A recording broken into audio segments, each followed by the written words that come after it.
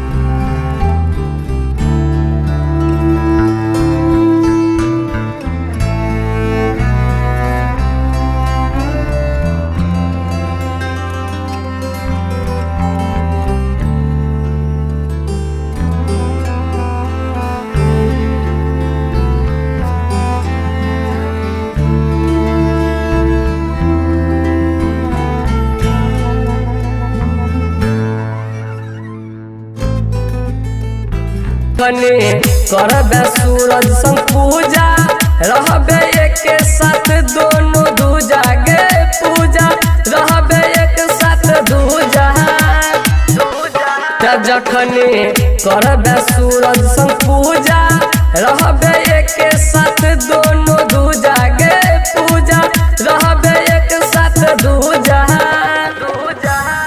माघ में पूजा कर लेगे सपना मैया ढरल रहतोगे माघ में पूजा कर लेगे झलके मैया ढरल रहतोगे। खुशी रिकॉर्डिंग स्टूडियो बलुआहा।